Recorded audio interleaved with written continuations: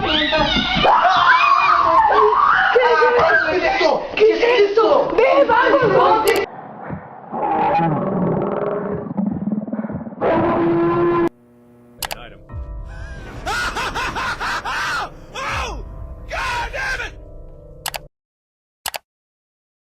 Creepypastas, horror analógico, imágenes y videojuegos malditos. El horror en internet ha tomado muchas formas a través de los años. Si has estado en internet desde más o menos 2010, seguramente viste el auge del terror en internet con diferentes formas, como fueron los creepypastas de videojuegos o videojuegos de creepypastas, que sí, son diferentes. O si tienes menos tiempo en internet, seguramente viste el crecimiento de lo que llamamos horror analógico. Sea cuando sea que comenzaste a usar internet, el contenido de terror siempre ha estado presente de una forma u otra. Y por eso mismo, ese tiene una larga historia que viene escribiéndose desde los inicios del internet. Y por eso, hoy hablaremos de cómo estas historias, trends y videos han cambiado a través de los años. Hola a todos y sean bienvenidos. Yo soy Wani y quizás esta sea la primera y última vez que me vean. Entonces, espero que les guste el video que traigo para ustedes.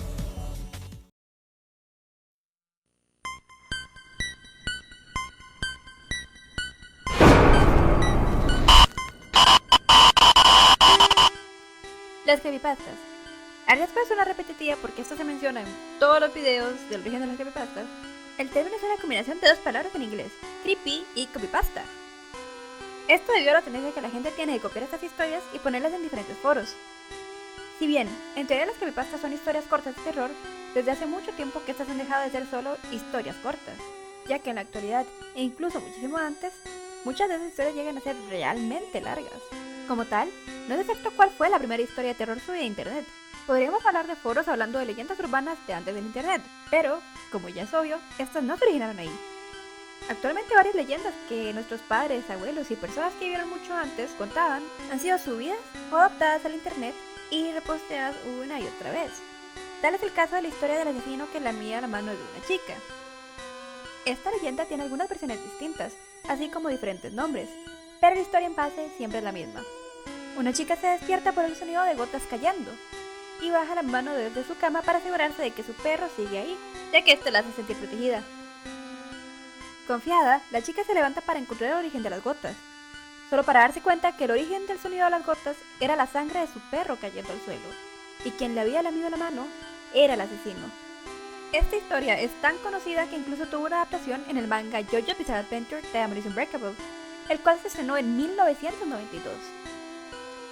En el manga conocemos a Sugimoto Remy y a su perro Arnold, ambos víctimas del villano principal del manga, quien en esta historia fue el hombre bajo la cama. Menciono esto solo para resaltar la antigüedad de muchas leyendas que se encuentran en internet y actualmente están bajo el nombre de creepypastas. Pero si queremos ser específicos y queremos buscar la primera historia de terror publicada en internet, por lo menos que sea conocida, el premio se lo lleva Ted the Caver. La historia la leemos como entradas del diario de Ted en internet y nos cuenta cómo Ted y su amigo exploran una cueva en Utah que cada vez se vuelve más extraña. Escuchan sonidos raros y hay formaciones que no deberían estar ahí. La historia queda con un final abierto, pues Ted desaparece antes de poder terminar su diario. Saltamos 4 años en el futuro, pues en 4chan se creó un hilo donde muchos conocerían al personaje que ahora conocemos como The Rake, por lo menos su primera versión, pues el diseño de Rake cambió unas cuantas veces, pero siempre mantuvo la misma idea base. Un ser alto, a quien generalmente se le ve encorvado, bastante delgado, con la piel gris y garras largas. Este tiende a seguir a sus víctimas y pararse al borde de sus camas en la noche. The Rake no ha sido tan manoseado como otras creepypastas, a pesar de que este comenzó como un proyecto grupal en 4chan, pues las personas que comentaban podían ir agregándole detalles al personaje, y gracias a eso el personaje tuvo varios cambios antes de llegar a la versión que conocemos hoy en día. Estoy casi por ciento segura que seguramente conocen esta imagen. Evergreen This Man fue un hoax muy famoso creado por Andrea Natella por allá de 2008, quien abrió el sitio web con el nombre mencionado anteriormente, donde explicaba que muchas personas habían soñado con el nombre de esta imagen. Según la historia, el sketch fue hecho por una psiquiatra, en base a las descripciones que un paciente le había dicho allá del 2006. Este paciente decía que constantemente veía a este hombre en sus sueños, mas no conocer al hombre en la vida real. Y unos días después, al ver el sketch en la oficina de la doctora, otro paciente iría a reconocer al hombre, pues también había soñado con él. La psiquiatra entonces decidiría enviar el sketch a otros psiquiatras, y gracias a esto recolectaron miles de testimonios acerca del mismo hombre. Este hombre parecía no tener un comportamiento fijo, pues en los diferentes sueños había sido amante, profesor, padre, consejero, haciendo que el objetivo del hombre sea totalmente desconocido. Pero en realidad, esta historia resultó ser, como dije anteriormente, un hoax, o sea, un engaño. Y si bien esto se reveló en 2010, la historia siguió esparciéndose por internet a modo de creepypasta. De hecho, yo escuché esta historia por primera vez por allá de 2011 o 2012, un año o dos después de que la historia ya había sido desmentida. Y en el mismo año, el maravilloso 2008, se publicaría la historia de Jeff the Killer, por lo menos la original, porque una versión más pulida y aceptada como la oficial, hasta el día de hoy, se publicó ya en 2011. En esta creepypasta conocemos a Jeff, quien sufría de un bullying muy extremo que acabó con su rostro deformado. Luego de la deformación, Jeff acaba volviéndose loco, asesina a toda su familia y acaba volviéndose un asesino serial, siendo la frase "go to sleep" las últimas palabras que escuchan sus víctimas antes de ser atacadas. A pesar de que Jeff tenía como característica principal tener la cara deforme gracias al ataque de ácido, de alguna manera el personaje llegó a ser el crush de muchas niñas que apenas aprendían a dibujar por aquella época, que lo hacían bello en todas sus ilustraciones, teniendo como único defecto unas ojeras un toque oscuras y una sonrisa estilo Joker. Y ese creepypasta daría origen a un fenómeno grandísimo de fandom, donde se crearon miles de The Killer, siendo la más conocida la famosa Jane the Killer, que no se note ahí el Jeff, Jane, Jeff. Ajá. Pero el fandom alrededor de los creepypastas es totalmente otro tema aparte. Y como dato curioso, la imagen original, sin editar, de la imagen que más se relaciona con Jeff the Killer, está actualmente perdida, y es oficialmente considerado Lost Media. Ahora damos un pequeño salto hasta 2009, año en que el rey indiscutible de los creepypastas nació. Y este fue en el foro Something Awful. En este foro se creó un hilo con la idea de que los usuarios crearan imágenes paranormales, y sería Eric Knudsen, perdón si pronuncié mal eso, sería este usuario quien publicaría las dos icónicas imágenes que dieron origen a Slenderman. Eric contaba que las dos fotografías fueron recuperadas del incendio de la biblioteca de Sterling City, notable por haber sido tomadas el día en que 14 niños desaparecieron. Y como sabemos, el internet amó esta figura tan escalofriante. Se crearon fanarts, historias, personajes basados en su universo, miles de historias de origen a modo de creepypasta y un montón de cosas más.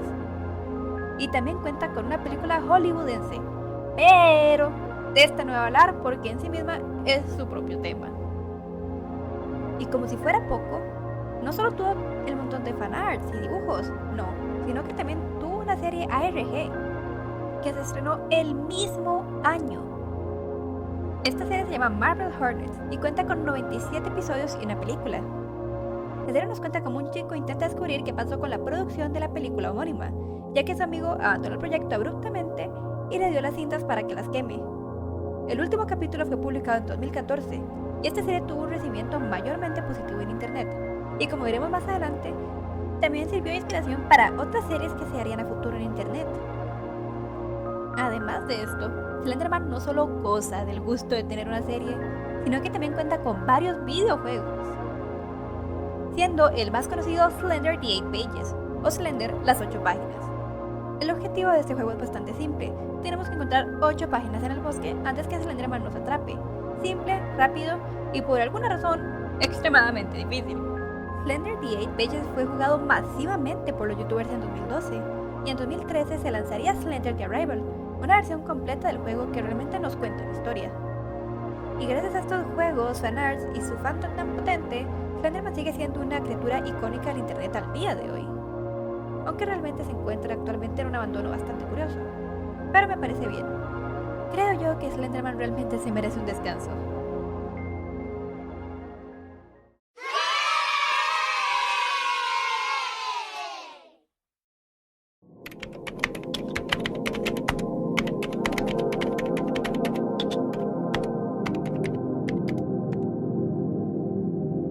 Los SCP tienen hasta el día de hoy una de las comunidades del horror más antiguas y activas en internet. Estos son entidades, ya sean cosas, fenómenos, personas, paredes, juguetes, perros, gatos, edificios, pueden ser cualquier cosa. Y estas cosas deben presentar características anómalas, y gracias a esto son objetos de estudios y contención por parte de la Fundación SCP. SCP es corto para Secure, contain and protect.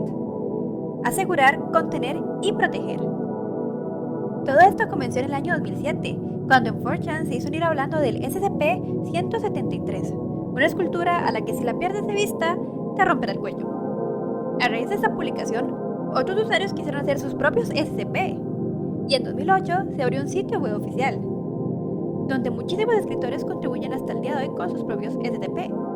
Y estos están divididos en distintas categorías, las cuales son Safe, los que no representan una amenaza o por lo menos no por sí mismo, y se pueden contener fácilmente.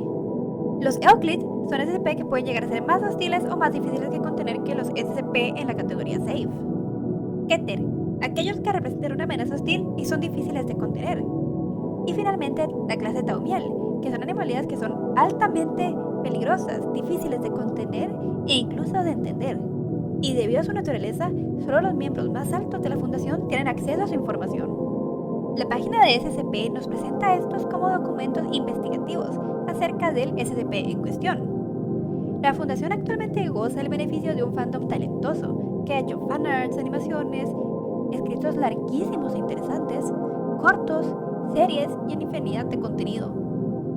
Y si tuviera que elegir un SCP favorito, diría que es el SCP-3935, Salvation High School. Esta es una entidad anómala que se presenta como una escuela secundaria distorsionada, donde los estudiantes y el personal exhiben comportamientos extraños e ignoran las anomalías de su instituto. Además, dentro del edificio se presentan los fantasmas de 9 porristas colgadas. Y como si esto ya fuera poco, debajo de la escuela hay un edificio exactamente igual que se expande eternamente hacia abajo. Este SCP es sumamente interesante y explora temas de presión académica, ansiedad adolescente y cómo las personas suelen ignorar problemas que aquejan a otros. Este SCP es puro horror psicológico, surrealismo y toma mucho de historias de escuelas embrujadas, fantasmas e incluso venganza. Es un excelente SCP y puedes encontrar videos al respecto en YouTube o puedes leerlo directamente en la página.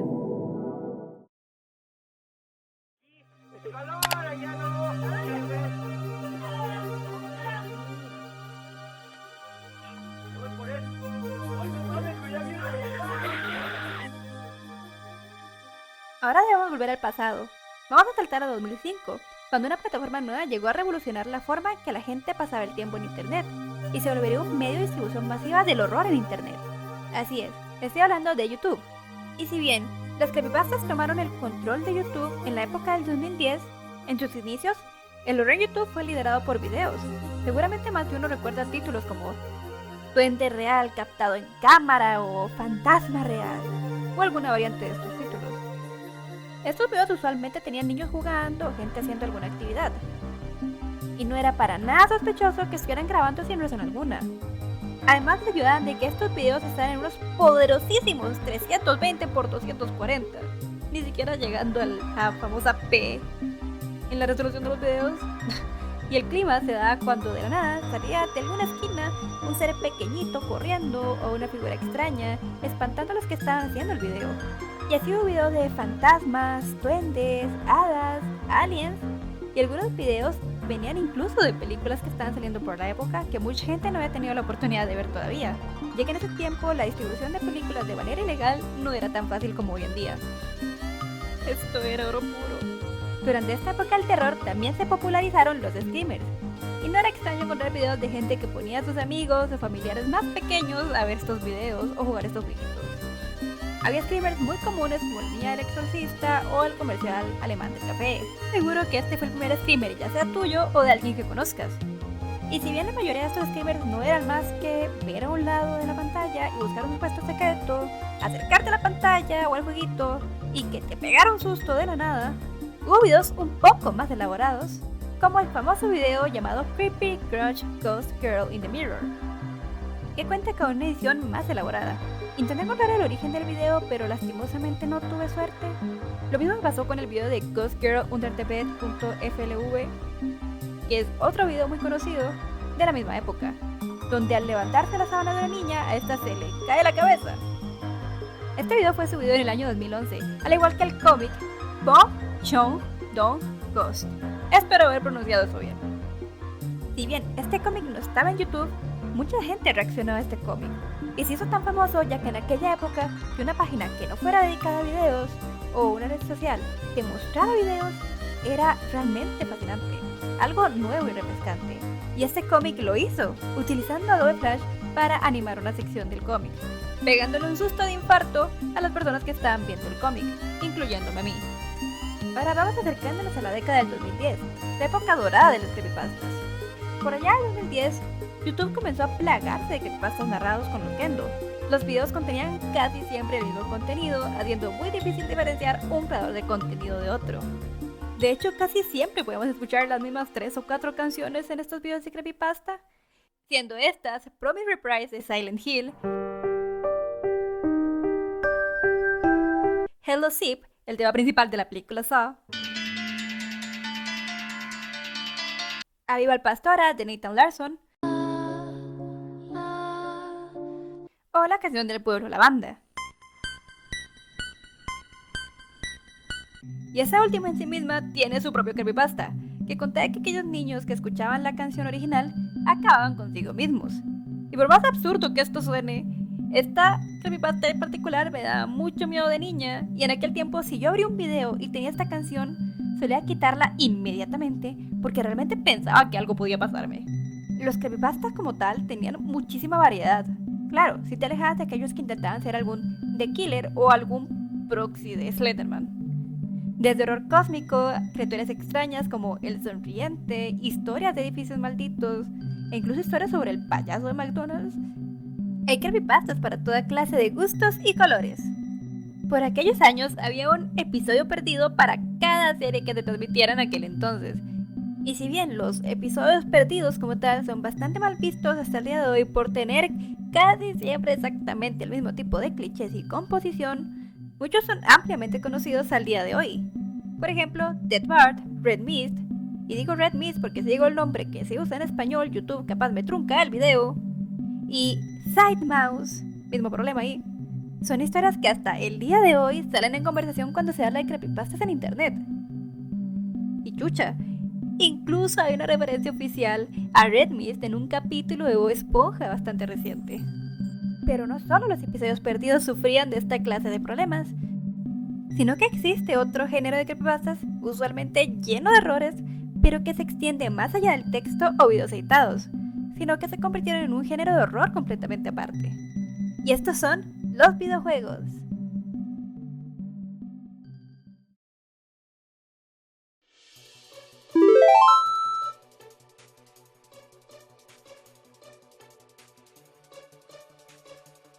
Los videojuegos y creepypastas tienen una relación muy íntima en el internet. Durante los 2010, los creepypastas de videojuegos tomaron mucha popularidad. Sin embargo, las creepypastas de videojuegos existían desde antes. Yéndonos ya muy para atrás, antes de que el término creepypasta existiera, en 1996, gracias al página CoinCorp, sería publicada la historia de Polybius. Esta parece no ser la verdadera fecha de publicación del artículo, sino que realmente fue publicada en el año 2000. Polybius, según la historia, era un juego que posiblemente tendría alguna clase de relación con un experimento del gobierno, pues había unos hombres extraños revisando la máquina cada cierto tiempo, además de que el juego como tal causaba efectos secundarios a los niños que lo jugaban. Les causaba problemas como amnesia, terrores nocturnos, convulsiones y otros efectos. Pero a pesar de esto, era sumamente adictivo. Las máquinas de Polybius simplemente fueron removidas por los hombres de negro que recolectaban información de estas y nunca más se les volvió a ver. Ahora daremos un salto hasta 2011, cuando se publicó Luna Pálida, una historia sobre cómo un juego de aventura de texto escondía un terrible secreto, siendo este la ubicación de los restos de una niña. Y más adelante, alrededor de 2013, se publicaría The Theater, la historia de un juego que solo se encuentra en CDs sueltos y que encima de eso muchas veces ni siquiera contienen el juego.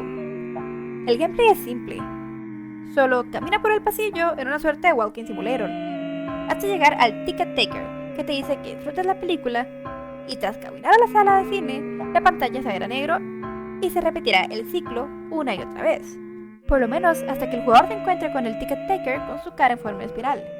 A partir de ese punto, los eventos raros solo se volverán más frecuentes. Yéndonos un poco más del futuro, aprenderemos sobre Killswitch, un juego que fue lanzado por la ficticia Carpina Corporation en 1989. Esto tan solo podía jugarse una vez antes de borrarse a sí mismo. Presentaba gráficos en blanco y negro y el juego tan solo tenía 2 personajes jugables, Gast, un fantasma que se volvía invisible, lo cual hacía imposible jugar con él, y una chica llamada Porto, quien escapaba de la mina de carbón mientras luchaba contra fantasmas y cambiaba de tamaño aleatoriamente. ¿Qué tienen todos estos juegos en común? Sencillo, estas no provienen de videojuegos existentes. En cambio, cuentan las historias de juegos que no existen. Sin embargo, esta apasionada comunidad ha recreado los juegos a partir de las historias que cuentan sus creepypastas, con el ánimo de vivir la leyenda en cierta forma. Aún tengo un vivo recuerdo de conocer la leyenda de The Theater gracias a un youtuber llamado Usami Jericho.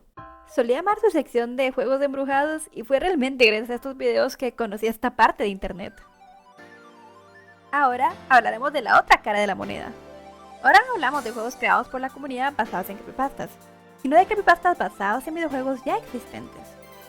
Empezando por Tales Doll. No fui capaz de encontrar en qué fecha exacta fue publicada, pero fue más o menos alrededor de 2006. Y a diferencia de Sonic.exe, este creepypasta actualmente no parece tener tanta relevancia como alguna vez la tuvo. Esta historia era bastante simple y fue una de las primeras creepypastas que yo escuché, contando cómo una madre encontró a su hijo pasado mejor vida enfrente del televisor mientras se reproducía la canción Can You Feel the Sunshine del juego Sonic R. Siendo el último logro de su hijo el desbloquear a un personaje llamado Tails Doll. Tiempo después, algo similar sucedería con el mejor amigo del niño, quien habría recibido la consola luego del fallecimiento de este. Además hay un tema confuso con otra creepypasta que realmente no sé si es la misma, llamada TD, que cuenta algo de un peluche demoníaco que comenzó a matar a gente y el pueblo tuvo que hacer una mega misa exorcismo para expulsarlo. Realmente es muy confuso. Ahora volvemos a 2010, año en que Bedrock fue publicado. Esta historia es muy conocida, entonces no profundizaré demasiado en ella, pero básicamente nos cuenta la historia de un cartucho de The Legend of Zelda Majora's Mask que parece estar embrujado por el espíritu de un chico llamado Ben. Esta creepypasta resultó ser tan solo el primer arco de una historia mucho más grande en la que hay cultos y una entidad extraña. Sin embargo, es una historia algo larga y confusa, por lo que no entraré en detalles aquí. Lo importante es que esta historia inspiró a creadores a crear mods para el juego en emulador, donde podemos experimentar lo que le sucedió al narrador de la historia jugando el cartucho. Y no es por nada, pero en 2012 para mí esto era el pic del terror. Un año después se publicaría Sonic.exe, una historia sobre un juego maldito de Sonic que, si no me equivoco, de los videojuegos de los que estoy hablando aquí, es la más conocida al día de hoy, ya que incluso durante el auge de Friday Night Funkin', este tuvo varios mods. Además de eso, Sonic.exe también tuvo una secuela llamada Sally.exe, enfocada en el personaje Sally Acorn, personaje más conocido por haber sido novia de Sonic en los cómics de Archie y la serie animada. Muchas recreaciones a modo de videojuego fueron publicadas a través de los años. Incluso hasta el día de hoy, el fandom de Sonic.exe se mantiene bastante activo y hace poco se actualizó uno de estos juegos, llamado Sonic.exe The Destiny Reborn. Y en 2011 se publicaría la historia que muchos consideran la mejor creepypasta de videojuegos, NetGodzilla Monster of Monsters. Esta historia es sumamente larga. A diferencia de muchos creepypastas que son solo texto y eventualmente algún fan ilustra la historia, esta creepypasta está escrita a modo de un diario online y viene con muchísimas capturas de pantalla. En esta historia se narra cómo un chico juega un cartucho maldito, encontrando monstruos que no están en el juego original y siendo perseguido por una criatura llamada Red, una territorial criatura que evita que el protagonista pague el juego. Y el protagonista comienza a sospechar que todo lo que está pasando tiene algo que ver con su novia de la infancia, quien había muerto en un accidente de tránsito. El esfuerzo puesto en esta historia es realmente fascinante, ya que no hacía falta para nada el esfuerzo puesto en la narración y en las ilustraciones del juego. Sin embargo, ahí están, ilustrando perfectamente una historia que ya por sí misma es bastante buena. Todavía seguimos en 2011. En este año se publicaría una de mis historias favoritas. Esta entra en un punto medio, siendo una historia que no se basa en un videojuego ya existente, pero aún así utiliza estos para contar su historia. Se trata de If You See Her, Turn Off the Game, o como se le conoce en habla hispana, La Princesa. Esta historia yo la conocí gracias al canal de Nicolás Loquendero, y realmente quedé fascinada por el concepto.